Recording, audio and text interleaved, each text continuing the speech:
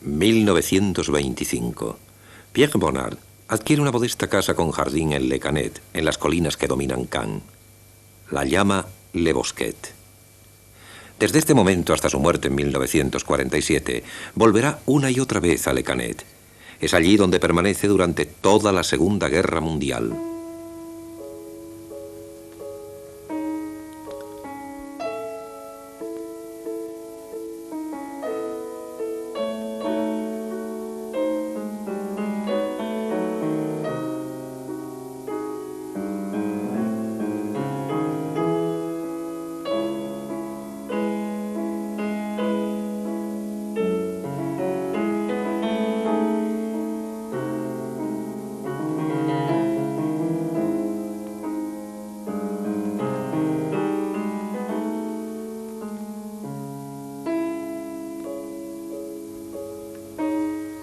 Esta casa, llena de luz y abierta al paisaje del Midi, nos dice más acerca del pintor que muchas de las personas que le conocieron.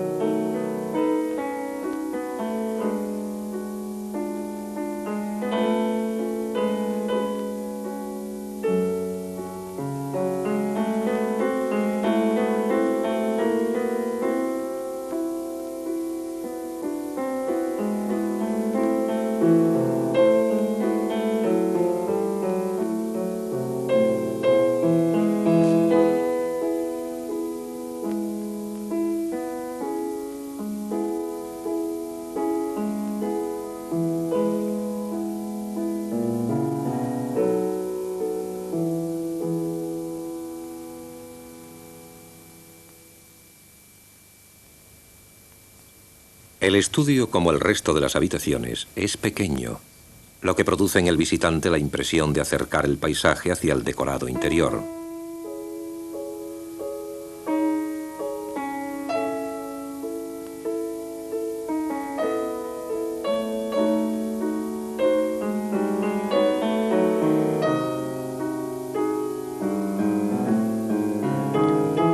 Aunque hoy las puertas dan paso a una habitación vacía y el paisaje de las ventanas se ha transformado, aún podemos imaginar los cuadros de Bonnard. Aquellas imágenes que reflejan el eco que el pintor deseaba expresar cuando decía que quería que sus obras mostraran lo que vemos cuando irrumpimos en una habitación.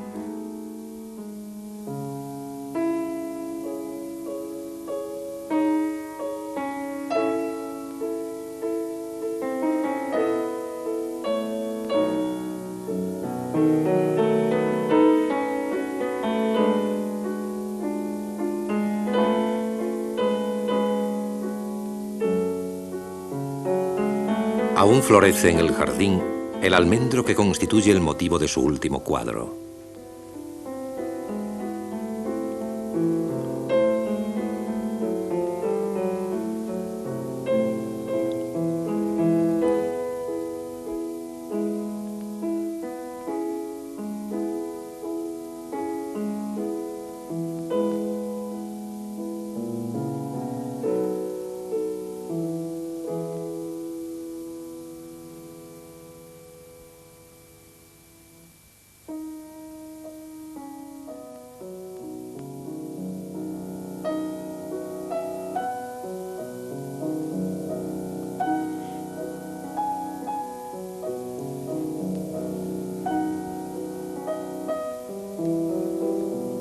Pocos días antes de su muerte, Bonnard pide a su sobrino Charles Terrasse que pinte la mancha amarilla de la esquina inferior izquierda del cuadro, ya que se encuentra demasiado débil para hacerlo él mismo. Constituye una explosión final de color característica de algo a lo que el pintor dedicó toda su vida: la búsqueda de la luz. Esta última erupción de color de su último cuadro explica el título de este programa, tomado de las mismas palabras del pintor: En busca del color puro.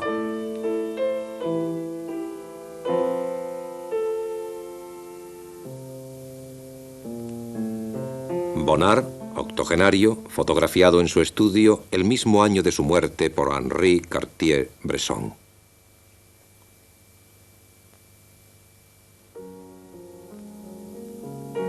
observamos sobre la pared reproducciones de cuadros que debieron de tener algún significado especial para Bonnard y que nos ofrecen la posibilidad de espiar los mecanismos de la mente del pintor.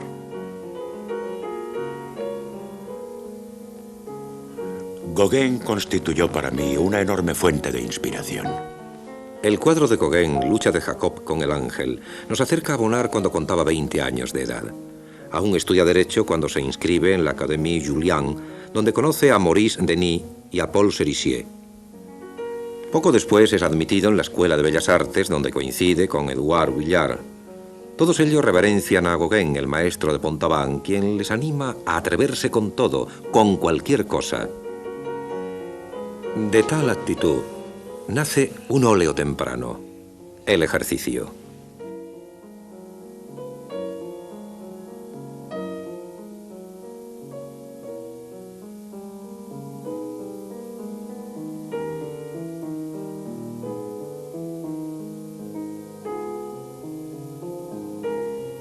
El joven pintor se ve influenciado no solo por Gauguin, sino también por el arte japonés. Alrededor de 1890, cuando cuenta poco más de 20 años, adquiere esta pieza, realizada en madera, que atesorará durante el resto de su vida.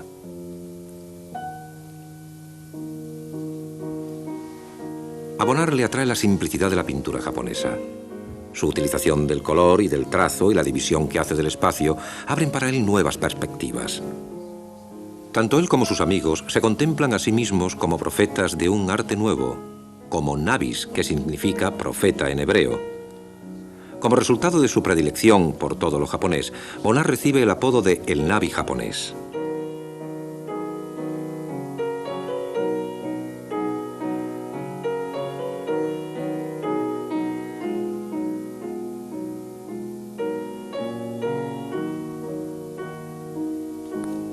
Lo siguiente que descubrimos sobre la pared del estudio de Bonnard es una reproducción del cuadro de Cézanne, Paseo a orillas del Sena en Bercy. Cézanne es otro de los artistas admirados por el joven Bonnard.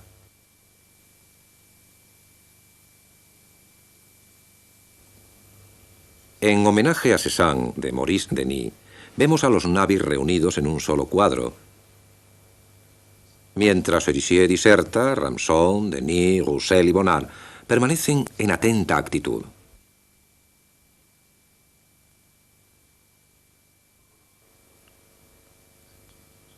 Volvamos a los cuadros de la pared del estudio de Bonnard.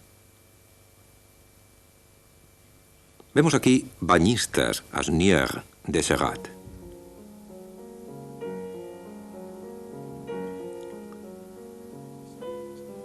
Seurat experimentó con el color e inventó el puntillismo, en el que los cuadros se componen de infinidad de puntos de color. Tanto Bonnard como Seurat exploraron nuevas formas de experiencia visual.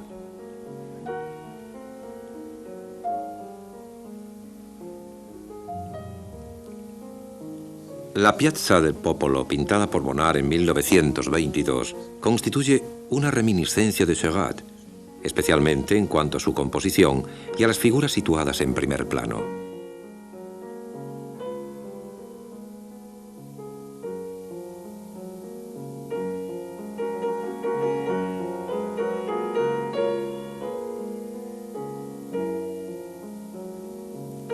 Otro de los cuadros es de Renoir y lleva la dedicatoria a mi amigo Bonnard.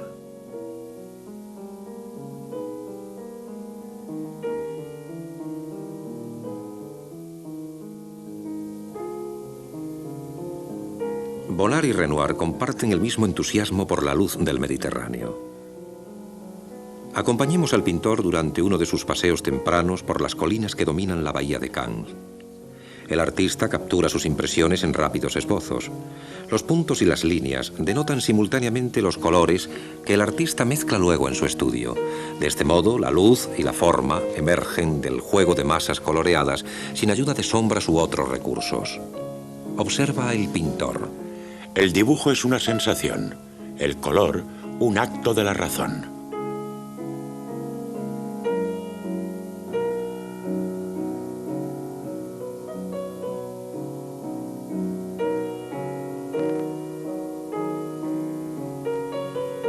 En 1909, durante una visita a Henri Manguin en Saint-Tropez, Bonnard descubre por sí mismo la belleza del sur de Francia. Más tarde reflexionaría. Me produjo la sensación de algo sacado de las 1001 noches. Bonnard, cuando pinta, no se preocupa del contenido, ni de la representación de personas o sucesos. Su objetivo es la disposición de colores y formas. Mediante un esfuerzo constante consigue por fin obtener la reproducción espontánea de las impresiones en los cuadros pintados en su estudio. Al igual que un novelista, Proust, quien sentado ante su mesa, crea literatura a partir de los faits divers, los diferentes acontecimientos de la vida parisina. El pintor resume el proceso creativo como sigue. De lo que se trata no es de pintar la vida, sino más bien de infundir vida a la pintura.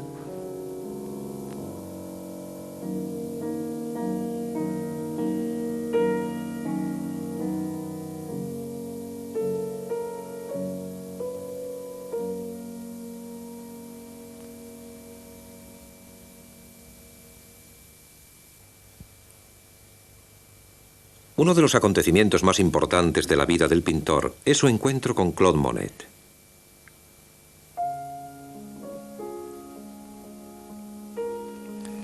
En 1912, Bonnard adquiere una casa cerca de Vernon, a la que llama Ma Roulotte, mi remolque. Desde la terraza se vislumbra el Sena a través de los árboles y la vegetación.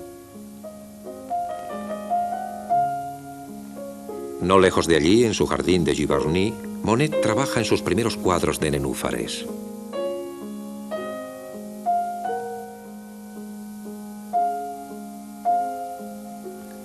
Es fácil apreciar la influencia de Monet sobre los cuadros de este periodo, meticulosamente compuestos. Lo que no resulta extraño si tenemos en cuenta que Bonnard veía a su vecino frecuentemente.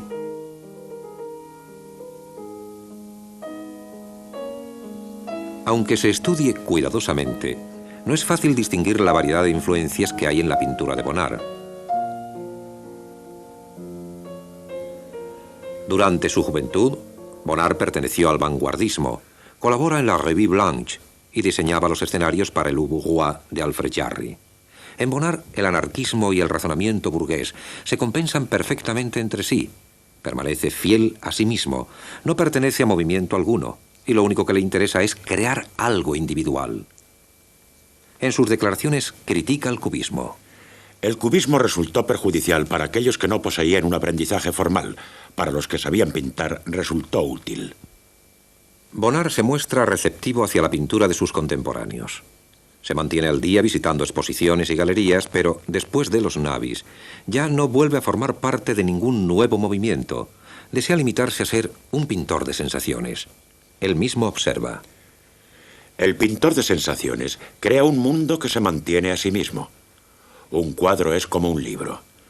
Conserva su significado donde quiera que lo cuelgues. Uno siempre se imagina que esa clase de pintores pierden gran cantidad de tiempo sin hacer nada, tan solo observando lo que les rodea y meditando. Desde luego no constituyen una especie muy común.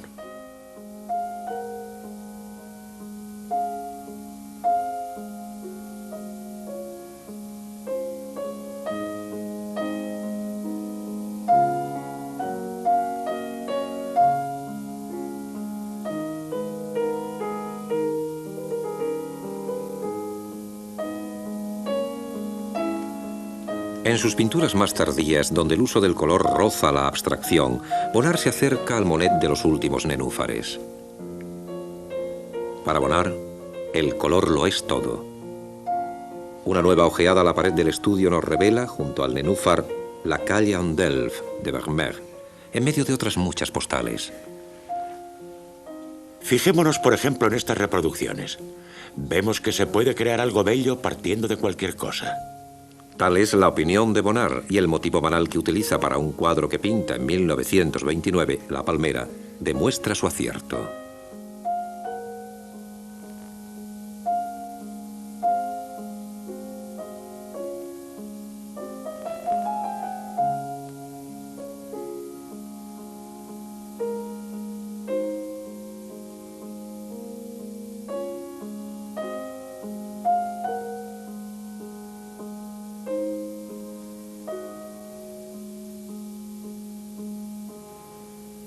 Pasemos a otra de las postales.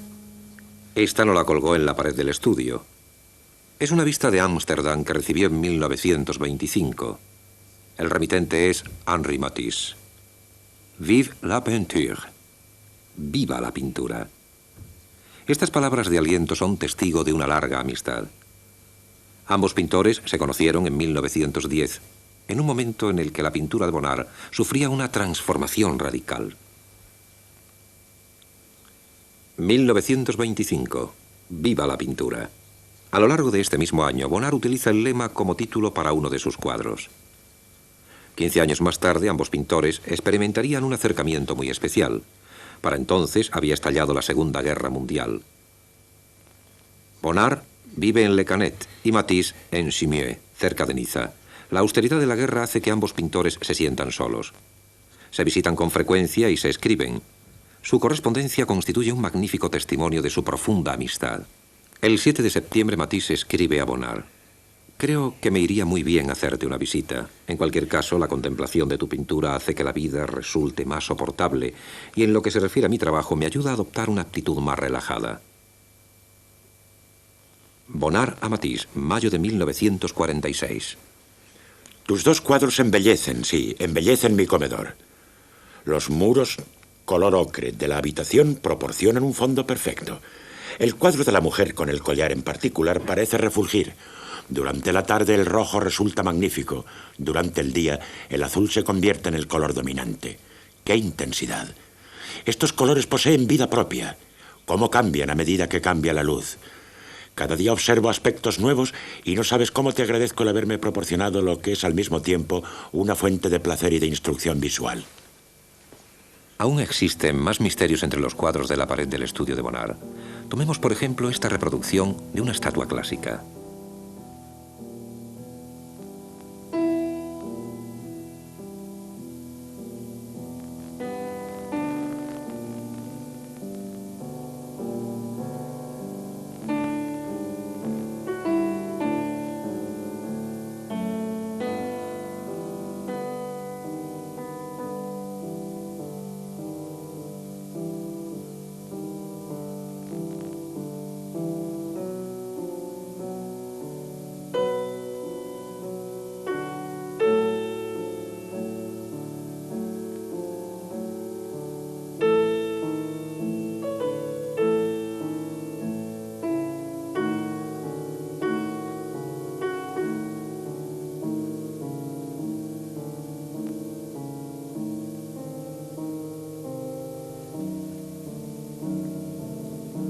En Desnudo a contraluz, pintado en 1908, el reflejo de su modelo, Marta, es posiblemente el eco consciente de una estatua clásica.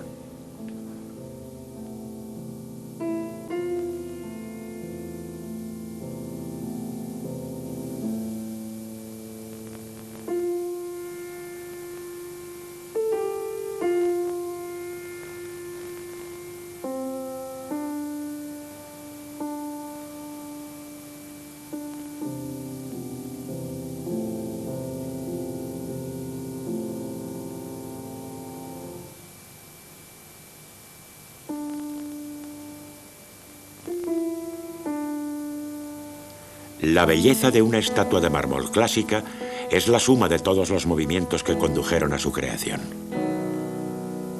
Esto es igualmente cierto aplicado a los cuadros del propio Bonnard, tal y como él mismo comenta. Un cuadro consiste en una serie de marcas de color que se combinan entre sí para formar la obra sobre la que la vista puede descansar en paz.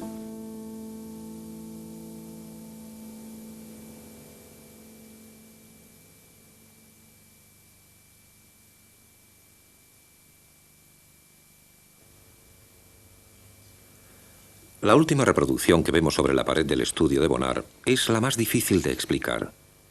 Es una composición cubista de Picasso. Sabemos que a Picasso no le gustaba la pintura de Bonnard y, según François Gillot, solía expresar su opinión sin tapujos. No me gusta Bonnard. No quiero ni oír hablar de él. No es un pintor moderno en el verdadero sentido de la palabra. Se limita meramente a obedecer a la naturaleza y no la trasciende. Bonnard no es más que un neoimpresionista, un decadente.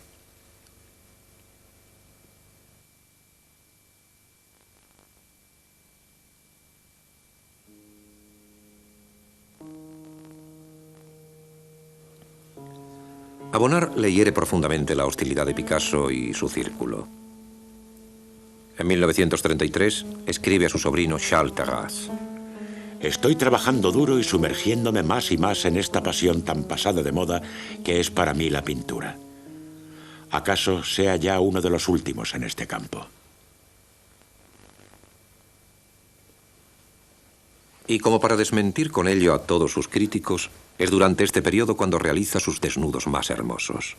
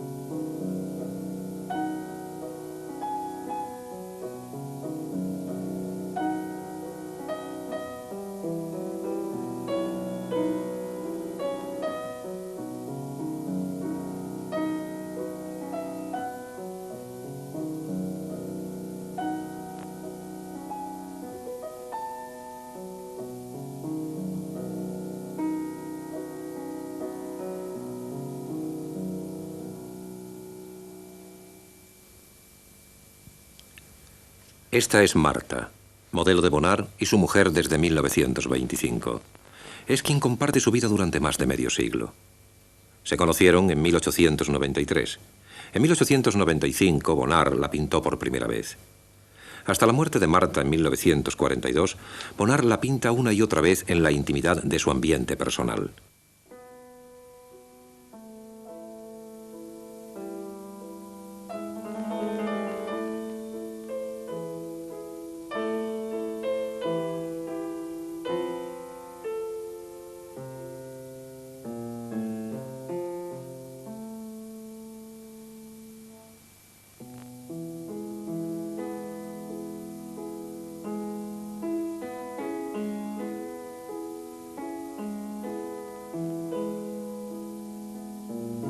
Marta tiene una salud delicada.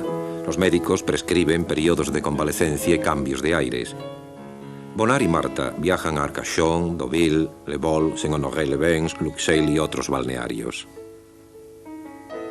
Incluso en los hoteles continúa trabajando el pintor, clavando los lienzos en el muro con chinchetas. Bonnard solo tuvo una pasión a lo largo de su sosegada vida: la pintura.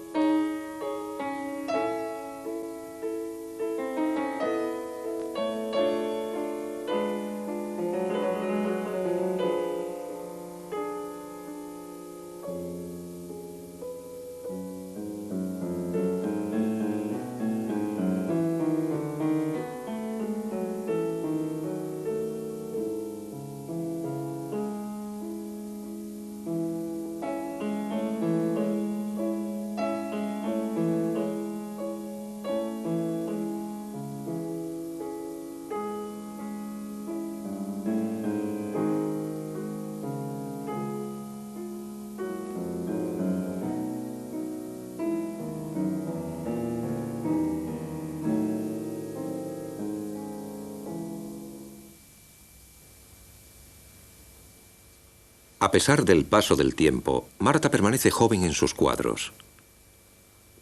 ¿Era el pintor quien conjuraba la imagen ideal del amor de su juventud?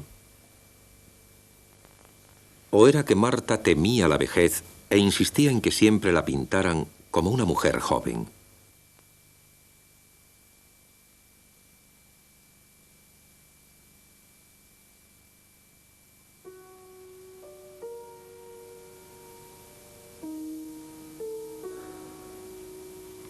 Hay un cuadro que parece referirse a la muerte de Marta.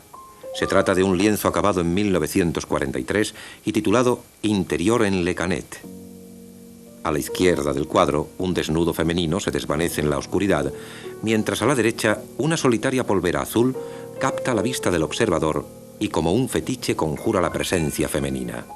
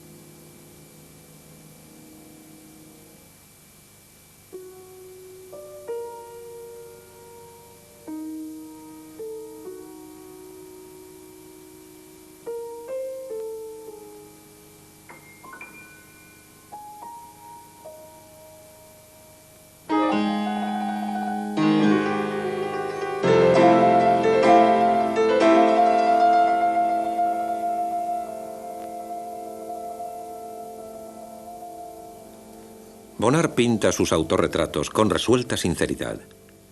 En ellos se trasluce su sentido del tiempo que se acaba, su cansancio por la vida y el inexorable declinar de su salud.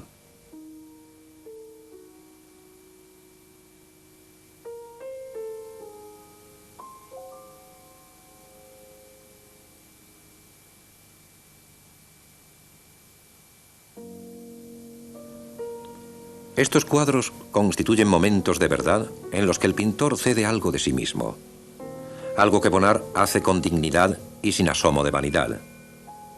Son momentos de autoconocimiento.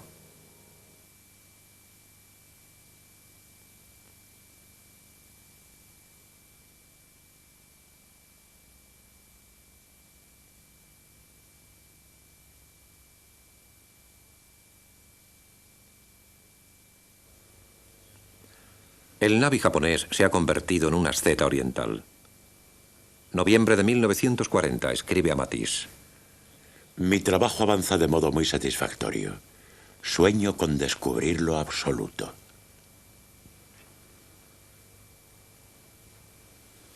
Bonnard nos permite compartir con él aquellos sueños.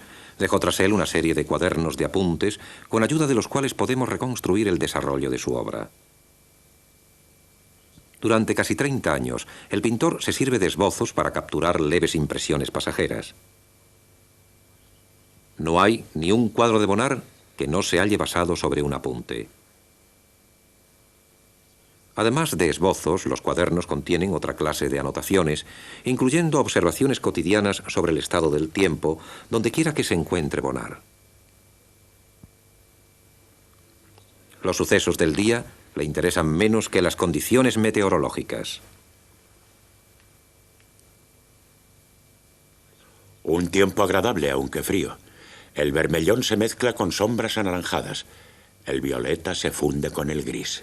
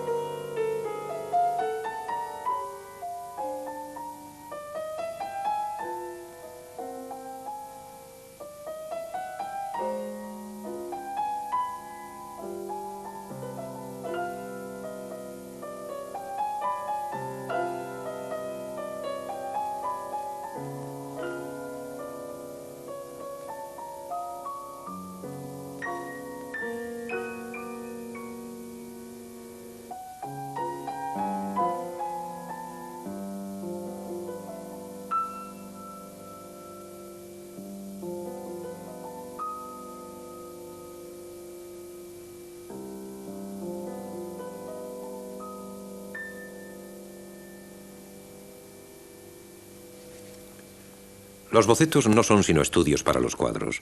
Más tarde Bonnard mezcla en su estudio los colores que utilizarán los mismos. Pero ¿qué clase de desarrollo nos indican estos lienzos? Un examen más atento de este cuadro, Paisaje de Normandía, pintado en 1930, nos revela figuras que el pintor casi ha obligado a fundirse con los colores.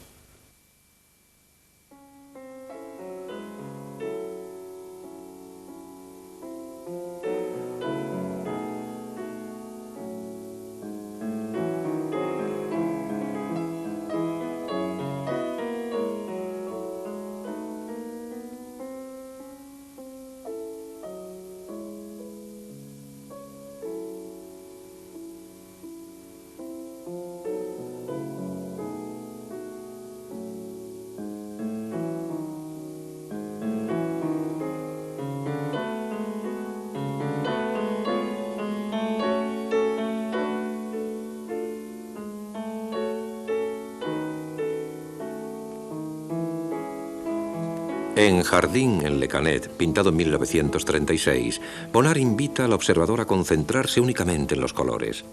El cuadro roza la abstracción y en su cuaderno anota la siguiente reflexión. La gente habla siempre del poder de la naturaleza, pero existe también el poder de un cuadro.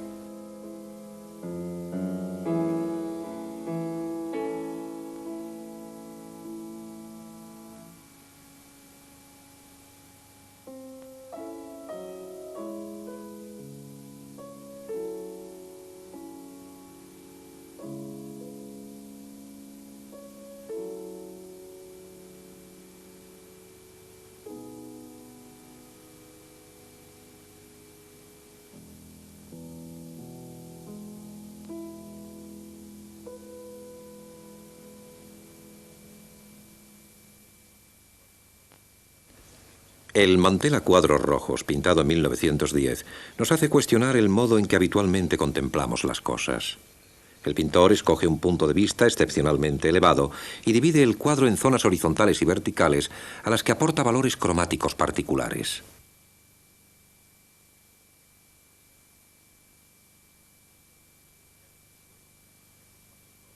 «15 años después, del mantel a cuadros rojos, pinta la mesa. En este caso, la fuente de luz es eléctrica. Una vez más, el pintor no se deja limitar por los conceptos clásicos de perspectiva. Lo primero que llama la atención es la curiosa postura de Marta. ¿Acaso habrá confundido el pintor las proporciones? Solo cuando observamos la nariz del perro restregándose contra Marta, captamos la coherencia de la pintura.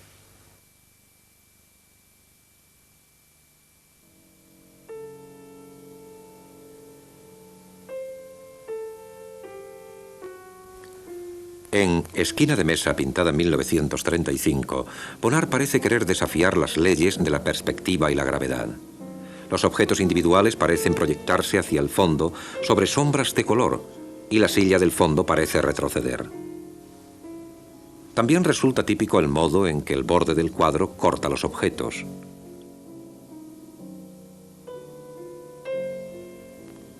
En 1944 pinta El cuenco de frutas, en el que juega con el color y la luz.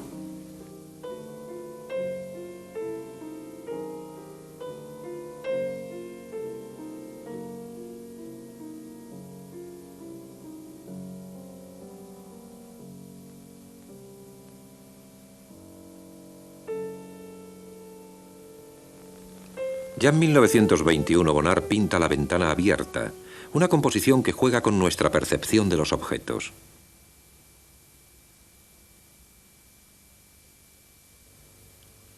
La excéntrica división que produce el marco de la ventana conduce la mirada del espectador hacia el paisaje.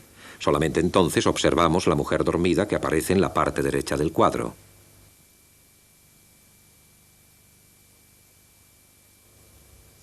Tal y como él mismo explica a su amigo Hans Losser. Cuando empiezo a pintar necesito un espacio vacío en el centro del cuadro.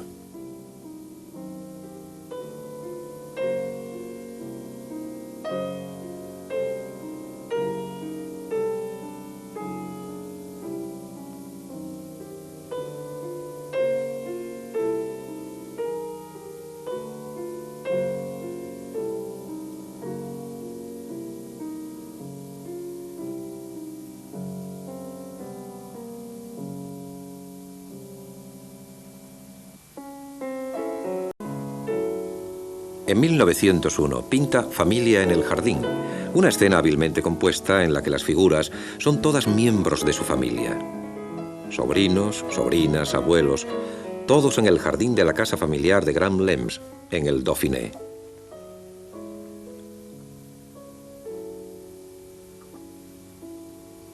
Las figuras aparecen dispuestas como sobre una fotografía. Tan solo el color aporta vida a la composición y nos transmite algo de la tierna atmósfera de la escena.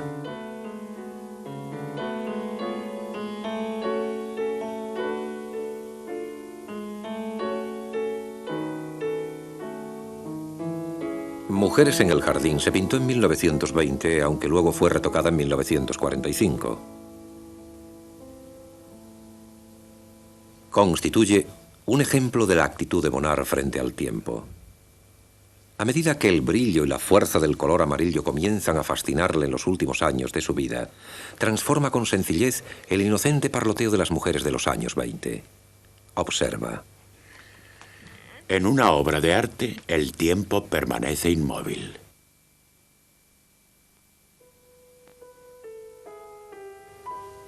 Durante las grandes agitaciones de 1917, el pintor trabaja en un enorme encargo destinado a la decoración: verano. La historia contemporánea no llega a verse reflejada en su trabajo.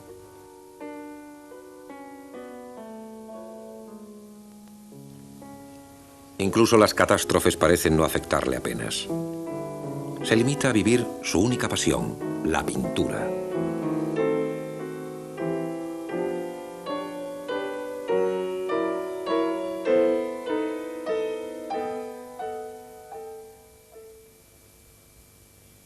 Ni siquiera los turbulentos años de posguerra consiguen dejar huella en su trabajo. No obstante, ello no significa que Bonnard, el hombre, no avance con los tiempos. Sin ir más lejos, sentía debilidad por los automóviles veloces. Hasta comienzos de los años 30, Bonnard vive y trabaja predominantemente en París. A continuación, tiene lugar uno de esos momentos clave que conducen al cambio. Su pintura avanza en nuevas direcciones y se convierte casi en una meditación acerca del color. Ahora apenas paso 2 meses al año en París. Allí encuentro estímulos y comparo mis cuadros con la obra de otros pintores. En París me convierto en crítico, pero ya no puedo trabajar allí. Hay demasiado ruido y demasiadas distracciones. Su último gran cuadro de París fue el resultado de un encargo de su amigo Georges Bresson y se realizó en 1928. Es el Café du Petit Pouchet, un café tranquilo. La clientela disfruta y mantiene una actitud contemplativa. Nadie tiene prisa. ¿Quién recuerda que Bonnard comenzó a cobrar fama nada menos que a través de un anuncio de champán francés? Franche Champagne.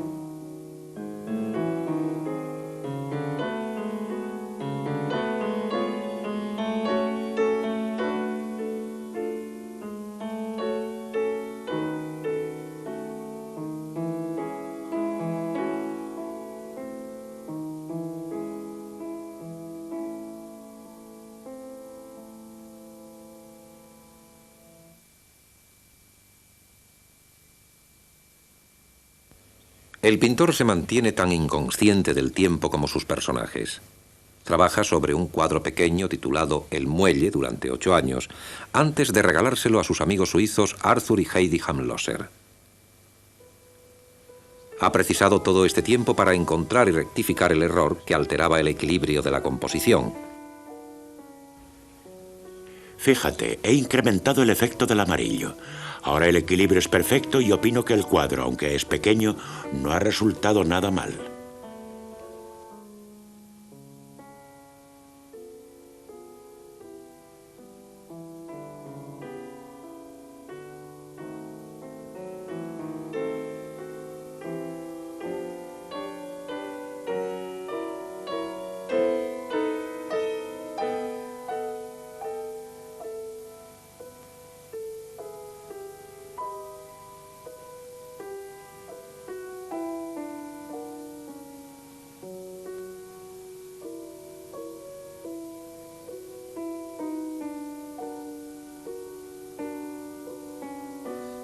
Navegación nos muestra uno de los sencillos y escasos placeres a los que Bonnard siempre estaba dispuesto a entregarse. El cuadro es también un retrato de los Hansloser con su hija Lisa. Bonnard conoció a la familia Hansloser en 1910 a través de Félix Vallotton. Son prósperos ciudadanos suizos y resultan un cambio agradable tras los tratantes y coleccionistas parisinos. Gracias a un esfuerzo continuo y a una profunda comprensión del arte, consiguen reunir, con la mayor discreción, una importante colección de obras de Bonnard y Matisse, así como cuadros de Degas, Gauguin y Van Gogh. Para poder estar cerca de sus amigos, los artistas, todos los cuales se han trasladado al sur de Francia, los Hansloser compran una villa en la Croisette de Caen, así como un yate para realizar excursiones.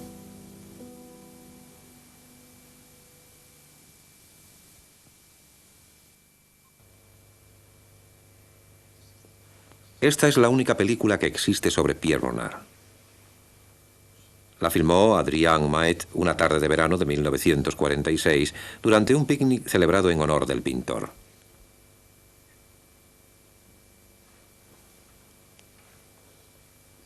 El historiador de arte Jean Lemarie recuerda dicha excursión. Aún hoy le recuerdo ante mí transfigurado por la memoria bajo la brillante luz del sol del verano. Veo todos sus movimientos. Nadaba algo apartado de los demás y su cuerpo recordaba el de un asceta oriental abrasado por la luz del sol. Cuando paseábamos juntos, solía pisar suavemente el suelo cubierto de ramitas secas, disfrutando de los aromas y respirando el aire puro. Paladeaba la comida como un gourmet y luego se retiraba bajo los árboles para echar una pequeña siesta. Mantenía los ojos entrecerrados, como quien está ensimismado, y entreabiertos como un gato que se dispone a saltar sobre la presa. Aún puedo oírle hablar, después de tantos años, sensible y reservado, receptivo a cuantos le rodeaban. Jamás la luz me pareció tan hermosa. Confiesa Bonnard ese mismo día a Jean Lemarie frente a una puesta de sol en l'Esterel. Sus cuadros de aquella época constituyen un tributo de lirismo a esa misma luz, aunque también pulsan un acorde de inquietud.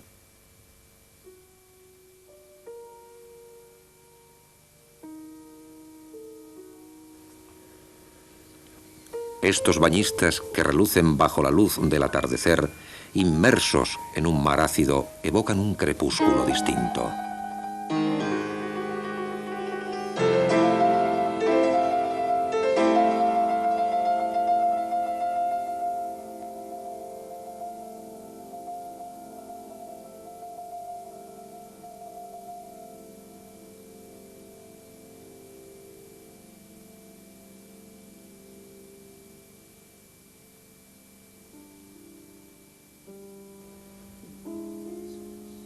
Este caballo, tan diferente de otros cuadros de Bonnard, posee la fuerza de un espectro maléfico.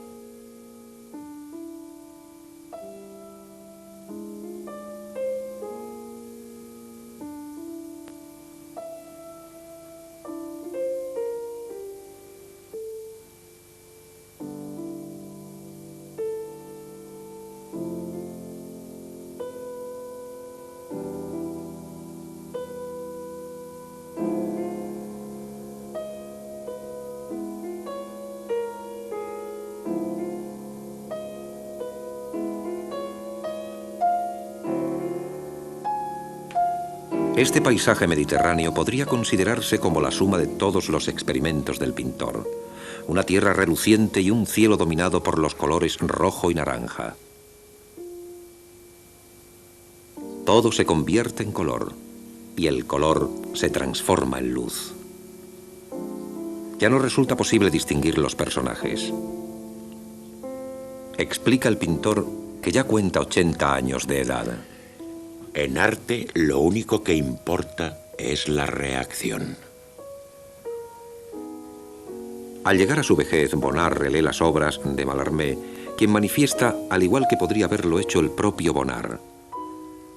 Nombrar directamente un objeto no es sino robarse a sí mismo gran parte del gozo que entraña un poema, que consiste en describir algo poco a poco por medio de sugerencias. Con eso es con lo que sueño. A través de su búsqueda de la luz, Bonnard alcanza el color puro, lo absoluto, y puede decir estas palabras. Un cuadro consiste en una serie de marcas de color que se combinan entre sí para formar la obra sobre la que la vista puede descansar en paz. Era perfectamente consciente de que se movía en un terreno nuevo y que a pesar de ello no pertenecía a movimiento alguno. Contemplaba el futuro henchido de orgullo. Espero que mis cuadros sepan envejecer adecuadamente. Quisiera parecer ante los jóvenes artistas del año 2000 como un pintor eterno y despreocupado.